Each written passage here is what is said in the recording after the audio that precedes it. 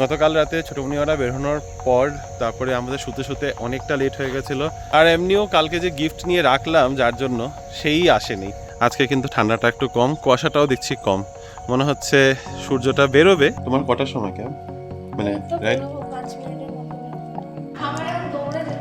হ্যাঁ দৌড়াও, বেশি দৌড়িও না, তুমি আবার ধাপধুপ পড়ে যাও। যেই রাইডগুলো পাচ্ছি সেগুলো একদম ওই 7টা 7:30টার মধ্যে, আর না হলে একদম 9:30টার পর। তো আমার ওগুলো কোনো কাজে হচ্ছে না। তোমাদের সাথে আমার কোনো রকম সম্পর্ক থাকে না, তারপরেই এখন বাড়িতে ঢুকলাম। সম্পর্কটা থাকে, তুমি সামনে আর আসো না। আমার প্লেটে রয়েছে সুন্দর সুন্দর জিনিস যেগুলো আমরা এখন খেতে চাইছি না, কিন্তু যেহেতু আমার টানাটা ট্রাভেলের পরে এসেছি, কেন কোথাও না ঘুমটা আটকে আছি। গতকাল রাতে ঘুমাতে কিচেন তো রান্নাই বান্নাই হলো না। সানডে সোল শান্তিরই ক্রিসমাস এডিশনটা এই আগামী রবিবার 21শে ডিসেম্বরে হচ্ছে।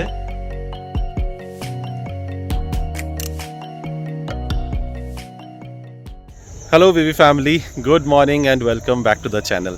আশা করছি তোমরা সবাই খুব ভালো আছো, আমরাও ভালোই আছি।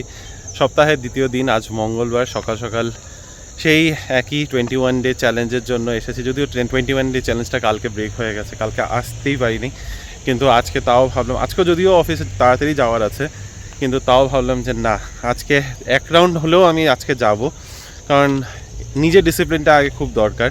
এই ডিসিপ্লিনটা যদিও কষ্ট হয়নি আজকে উঠতে। গতকাল রাতে ছোটমণিওরা বেরোনোর পর তারপরে আমাদের শুতে শুতে অনেকটা লেট হয়ে গেছিলো।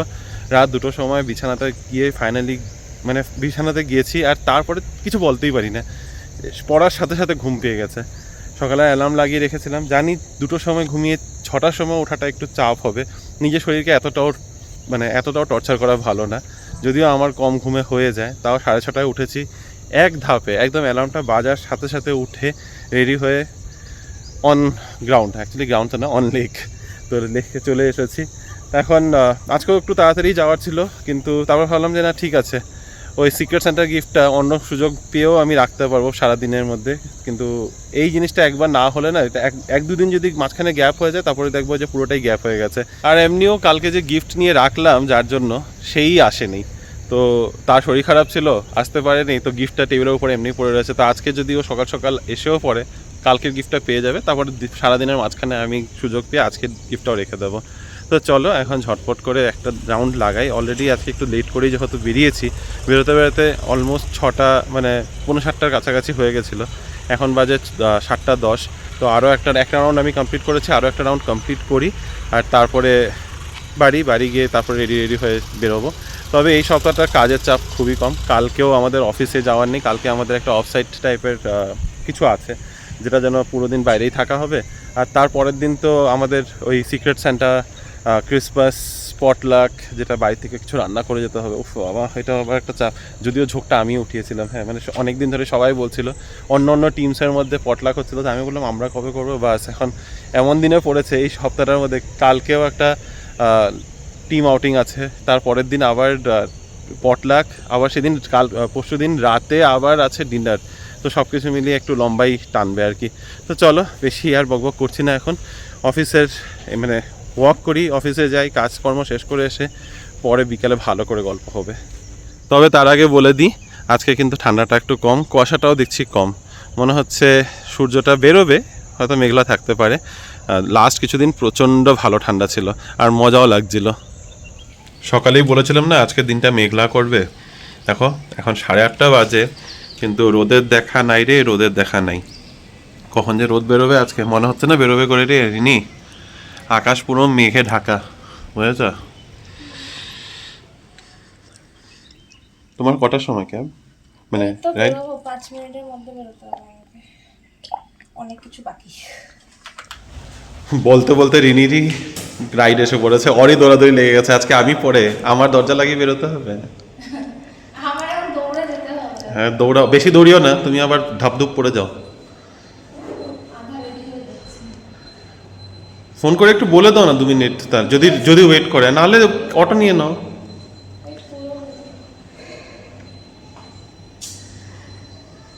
কি লিফটের কি আছে নিচে? Bye bye bye. এরকমটা খুব কম হয় যে আমি রিনির পরে বেরোচ্ছি, অ্যাকচুয়ালি খুব কম কি হয়ই না বলতে গেলে, কিন্তু আজকে হয়েছে কারণ আমি একটু আস্তে ধীরে যাচ্ছি। আর রিনি আজকে কুইক রাইডটা আর একটু তাড়াতাড়ি পেয়েছে। আজকাল এরকম হয়ে গেছে অনেকেই যাচ্ছে না, অনেকেরই ছুটি পড়ে গেছে বা ওই হলিডে স্পিরিটে চলে গেছে, তাই অনেকেই এখন অফিস যাচ্ছে না। তা আমাদের রাইড পেতে ভীষণ সমস্যা হচ্ছে। আমি তো পাচ্ছিই না। ইদার যেই রাইডগুলো পাচ্ছি সেগুলো একদম ওই 7টা 7:30টার মধ্যে, আর না হলে একদম 9:30টার পর। তো আমার ওগুলো কোনো কাজে হচ্ছে না, এই জন্য আমার অটোতে যাওয়া আসা করতে হচ্ছে। যাই হোক, সেই নিয়ে না হয় আর পরে আলোচনা করলাম। রিনি বেরিয়ে গেছে, আমি আমার অটোর জন্য অপেক্ষা করছি। বুক হয়েছে একটা, আসছে 3-4 মিনিটে আমি যাব। তো পুরো দিন শেষ হোক, তারপরে মানে পুরো দিন বলতে এই দিনের বেলাটা শেষ হোক, অফিসের কাজ টাজ করে ফিরে আসি। আজকে যদিও কাজ নেই, দেখি যদি 4টার মধ্যে বেরিয়ে পড়তে পারি খুব ভালো হয়, তাহলে বাড়িতে এসে একটু ঘুমাবো। কালকে রাতে একদম ঘুম হয়নি। Good evening everyone. সকালে তো আমি একদম দৌড়তে দৌড়তে অফিস গেছি, তারপরে তো তোমাদের সাথে আমার কোনো রকম সম্পর্ক থাকে না, তারপরেই এখন বাড়িতে ঢুকলাম। সম্পর্কটা থাকে, তুমি সামনে আর আসো না। ইনভিজিবল সম্পর্ক থাকে। হ্যাঁ, আমিও চলে এসেছি বাই দ্য ওয়ে। এই যে পিছনে বক বক করছে অতিরিক্ত। যাচ্ছি এখন আমি একটুখানি পার্লারে যাব, টুকটাক থ্রেড এরকম করে বলবে না, আমি অতিরিক্ত বকবক করি না, আমি আছি দেখে এই সম্পর্কটা আছে। আচ্ছা, আমি তো একদম বক বক করি না। বাই দ্য ওয়ে, তোমাদের প্রচুর প্রচুর কমেন্টস পেয়েছি। হ্যাঁ, এখনো তোমরা আমার চেন্নাই ট্রিপের ব্লগগুলোই দেখছো, তো তোমাদের কমেন্টসগুলো পেয়ে খুব ভালো লাগছে। বসে একদিন আড্ডাও মারতে হবে তোমাদের সাথে, একেবারেই আড্ডা মারা হচ্ছে না, কিছু ইনভেট করা হচ্ছে না। আসবো একদিন, ক্রিসমাস আর নিউ ইয়ার স্পেশাল লাইভ। বাহ, আমি তো জানতামই না। কি জানি না, এই যা তা ঢং, মানে এতটা ঢং করা উচিত না। ঠিক আছে, চলো আমি এখন ঘুরে আসি। আর রিমো আমার জন্য বানাবে গরম গরম চা, না, যেটা আমি এসে খাবো। না, একদম এখন না। বলে দিই, চা কে বানাবে? না, আমি আঙুল দেখিয়ে দিচ্ছি আগে। না, আমি আমি দেখিয়ে দিচ্ছি। আমি অ্যাকসেপ্টই করি নাই, আমি অ্যাকসেপ্ট। আচ্ছা, আরেকবার 1 2 3, চা কে বানাবে? তুমি দেখে কিছু করছো না। যখন যখন নদী তোমার দিকে বেয়ে যায় না, তখন নদীর থেকে দূরে চলে যাওয়া ভালো। রিমো আর রিমোর সিক্রেট সান্টার প্রিপারেশন একদমই আর শেষ হচ্ছে না, ওদিকে তাকাতে হবে না। এখানে দেখো, আমার প্লেটে রয়েছে সুন্দর সুন্দর জিনিস, যেগুলো আমরা এখন খেতে চাইছি না, কিন্তু কালকে ছোটোমণিরা এত সুন্দর করে এনে দিয়েছে। এনেছে এটা লাড্ডুটা জাস্ট অপূর্ব খেতে, তার সাথে এনেছে বালুশাহি। তো এই হচ্ছে আমরা এখন ইভিনিং স্ন্যাক্স। আমি তো চা স্ন্যাক্স টাইপেরই উচিত না। আর এই যে চা, ফাইনালি কিন্তু রিমোই আমাকে সুন্দর করে আদা দিয়ে চা বানিয়ে দিয়েছে, থ্যাংক ইউ। 9টার মতো বাজতে যাচ্ছে, আর আমরা ডিনারও এখন সার্ভ করে ফেলছি। এটা হচ্ছে গতকালকে ফ্রাইড রাইসে, যেটা অপূর্ব খেতে হয়েছিল, আমি বানিয়েছি বলে বলছি না।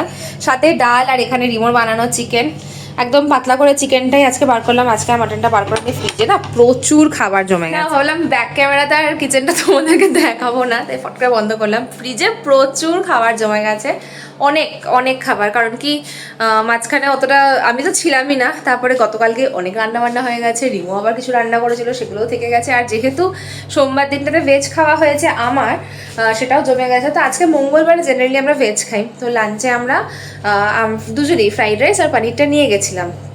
কিন্তু তারপরে দেখছি চিকেনও পড়ে রয়েছে, মাটনও পড়ে রয়েছে। আর আজকে এমনই হয়েছে সকালবেলাতে ঘটনাচক করে, যে আমি উঠেছি তো সময় মতো, কিন্তু আমার রাইডের টাইমটা একটু আর্লি ছিল।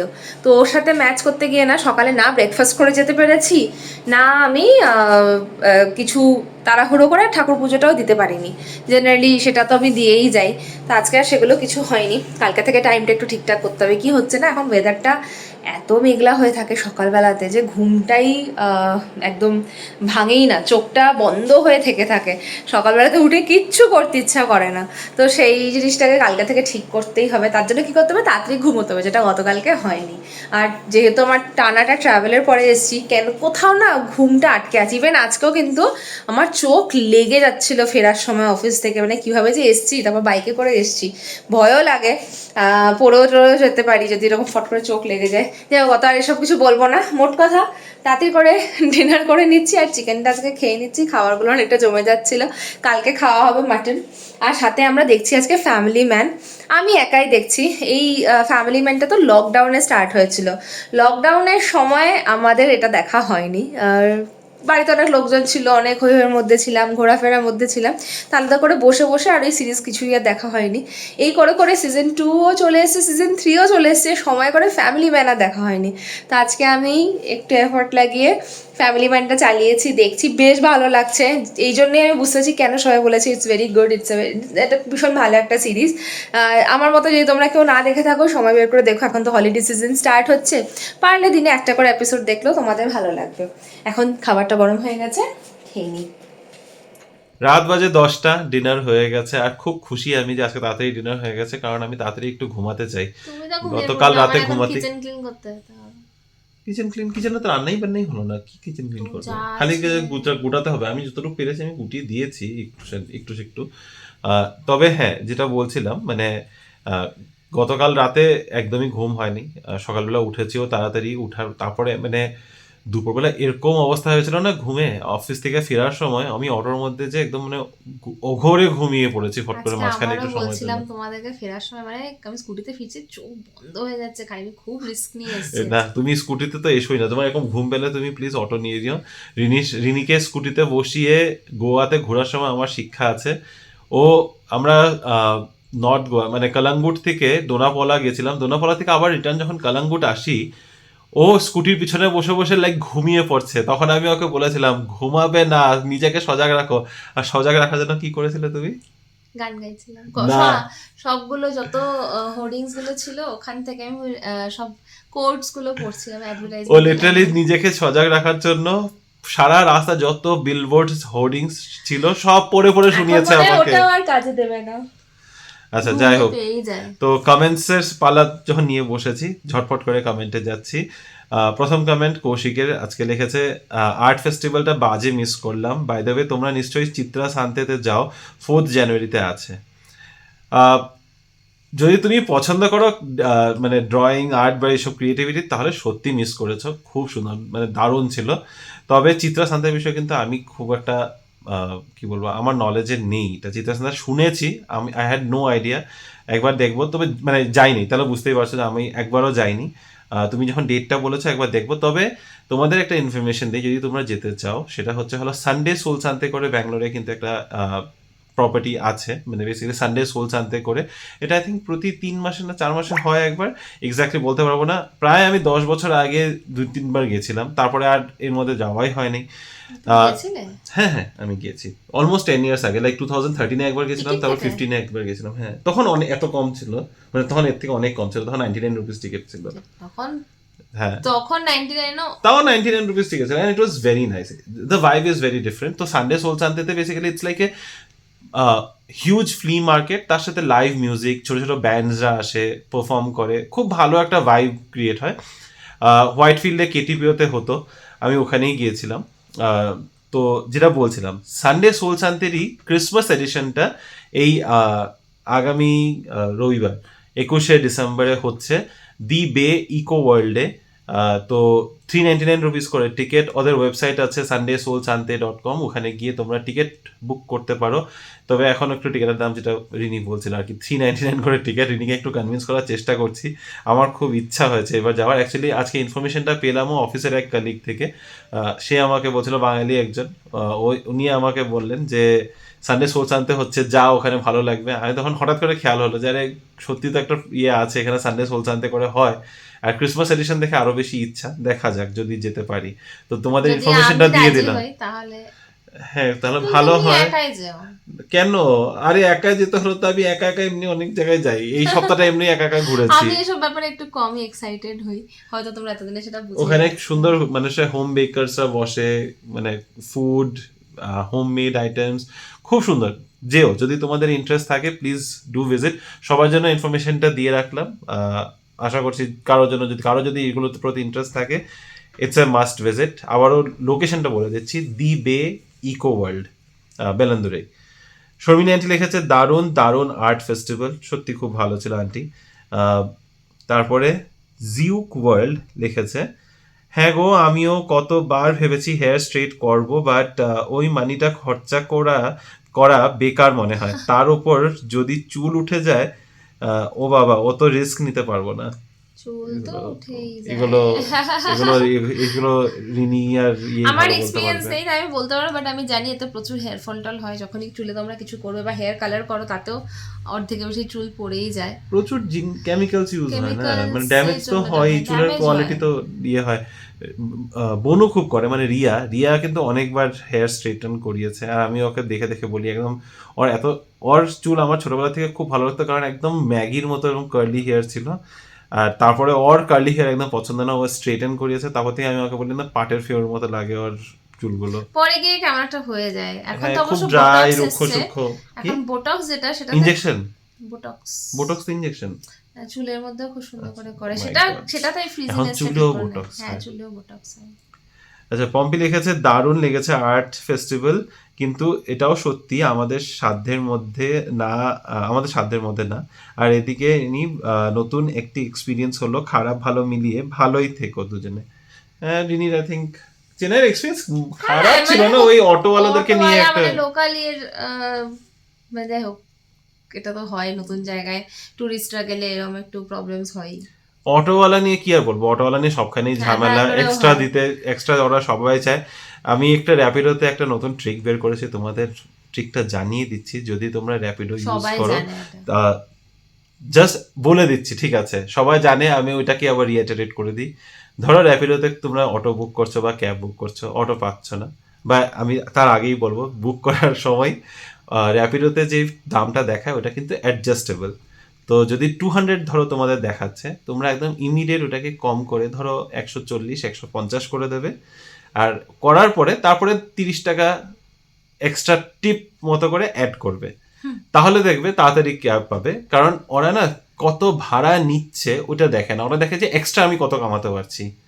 তো যদি 200 টাকাও দিতে চাও, 150 করে প্লাস 50 রুপিস টিপ করবে, তাহলে ওই দামে দেখবে তাড়াতাড়ি ক্যাব পাওয়া যায়, মানে বা তাড়াতাড়ি অটো পাওয়া যায়, রাদার দেন 200 টাকার মধ্যে তুমি সার্চ করে যাচ্ছ, ওটাতে যত সময় লাগবে তার থেকে বেশি টিপটা যদি অ্যাড করো তখন বেশি লাগে। তো টিপ এক্সট্রা অ্যাড করার দরকার পড়ে না, দামটাকে কমিয়ে দিয়ে, যেই দামটা শো করবে ওটাকে এডিট করে ওটাকে কমিয়ে দিয়ে যে এক্সট্রা অ্যামাউন্টটা দেখাচ্ছে ওটাকে টিপ হিসাবে অ্যাড করে দিও। তো এটা তোমাদের একটা আমি এক্সট্রা টিপ দিলাম। তবে অটো নিয়ে আজকেও আমার সাথে একটা ইনসিডেন্ট হচ্ছে, আমি এসে রিনিকে বলছিলাম, আমি যখন আজকে অফিস থেকে আসছি, বাজে ইনসিডেন্ট না, সো বেসিক্যালি আমি যখন আজকে অটো করে বুক করে আসছি, বাড়ি ফিরেছি, তখন আমি জাস্ট অটোতে গিয়ে পৌঁছানোর পরে দেখি অটোর সামনে দুজন বসে আছে, একজন ড্রাইভারের পাশে একজন বসে আছে। আমি আর কিছু বলিনি, আমি গিয়ে অটোতে বসে রাইড স্টার্ট করার জন্য আমি ওটিপিটা দিলাম, রাইড স্টার্ট করলো। তারপরে যে তার পাশে বসেছিল আমাকে বলছে আমি কি পিছনে এসে বসতে পারি?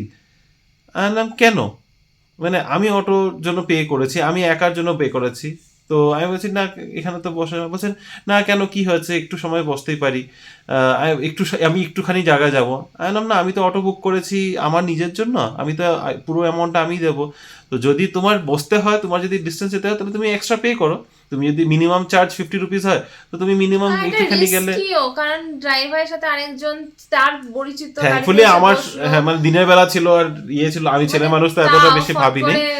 তো আমি তখন ওকে এই কথা বলাতে বলছে, তারপরে যে দুজনে নিজেরা একটু কানাডাতে বড় করলো, ইয়ে করলো, তো ইংলিশে কথা বলছিল, যদিও পাশের লোকটা আমাকে বলছে নো, মানে একটু ভাঙা ইংলিশে আমাকে বলছে একটু হোয়াট উড হ্যাপেন, একটু সময় তো বসবো। আমি বললাম না আমি তো পুরো পেমেন্ট করছি, তুমি যদি বসতে চাও বসতে পারো, কিন্তু তুমি পে করো, তুমি মিনিমাম যেটা 50 রুপিসও হয় ওইটা দাও, তাহলে আমারও কি হয়। তখন আর বসে না, তখন সামনে তারপরে একটু করে আমার ঘরের সামনে পর্যন্তই এসে নেমেছে মহারাজ। তো যাই হোক, নেক্সট কমেন্ট পড়ছি, কুন্তলদার লিখেছে, কুন্তলদাকে আবার কালকে কুন্তলদার সাথে দেখা হয়েছে, তখন কুন্তলদা বললো যে রিনি তো চেন্নাইতে গেছে, তো কুন্তলদা লিখেছে nice, good to see Chennai after a long time, this city was a stepping stone in my professional career where I spent 12 long years, lot of good memories. কুন্তলদার থেকে অ্যাকচুয়ালি খোঁজ নিয়ে যেতে পারতে না তুমি? না ঠিক আছে, মানে কোথায় ঘোরা যায়, কি করা যায়, সময় তো ছিল না, আমি জেনেই বা কি করব। অনুজা আন্টি লিখেছে চেন্নাই মাইনাস দ্য ওয়েদারের সবকিছু ভালো। অনুজা আন্টির favourite city, one of the favourite সিটিজ Chennai.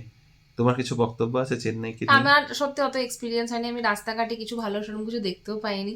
Actually ঘোরার সময় পাও ঘোরার না, একটা সময় পাইনি, বিচেই আর কি আছো বলবো, খালি। একটা বিচ খালি, তাও বিচটা দিয়ে ওই দীঘাতে দীঘা বলছি কেন, পুরীতে যেরকম শহরের উপর দিয়ে বিচ, যেটা মুম্বাইতেও আছে ইনফ্যাক্ট, ওই জিনিসটা একটুখানি এক্সপিরিয়েন্স করেছি, এটা খুব ভালো লেগেছে। তবে একটু নোংরাও লেগেছে, হয়তো ওখান থেকে মাছের বাজার আছে ওখানটাতে, তো আর কি বলবো, আমার খুব বেশি এক্সপিরিয়েন্স এবারের মতো ভালো হয়নি। আচ্ছা, তারপরে লাস্ট আছে একটা কমেন্ট পড়ছি, পম্পিরি লিখেছে, দাদা তোমাকে কদিন ধরে একটা কথা বলবো ভাবছিলাম, তুমি তো সবসময় অটো বাসে জার্নি করো, সো নিজে একটা বাইক বা স্কুটি কিনে নাও, সুবিধা হতো অনেক। রিনি বোনের মতো আমারও আহ, একই মনে হয়, আচ্ছা এটাই মনে হয়, হেয়ারের জন্য এত টাকা খরচা করে, আচ্ছা হেয়ারের জন্য এত টাকা খরচা করাটা অনেক গায়ে লাগে। কিন্তু আই থিঙ্ক আজকাল আবার অনেকে করেও, কারণ আই থিঙ্ক কি, এত পলিউশন এত বেশি আছে, মাঝে মধ্যে এখন দরকার পড়ে, মানে ইউ না জাস্ট তুমি কান্ট। স্পাটা করো, কিন্তু মানে ওই আর কি, আমি যেটা সেদিনকে বলছিলাম যে এই যে স্ট্রেট করা 5-7 হাজার টাকা খরচা করে, মানে হ্যাঁ এই 7,000 টাকা নেয় না স্ট্রেট করতে? আরো বেশিও নেয়, অনেক সময় ডিপেন্ড করে, না ঠিক আছে, আমার যা চুল আছে, যতদিন আছে তো আছে, অনেকেই করে, না যতদিন আছে আছে, যাদের শখ যতদিন আছে তারা করতেই পারে। যেদিন থাকবে না আর থাকবে না, ওই ন্যাড়া মাথা নিয়ে ঘুরবো, ওসব ট্রিটমেন্ট চাই না। তো ঠিক আছে, আজকের কমেন্টসের পর্ব এখানেই শেষ করছি।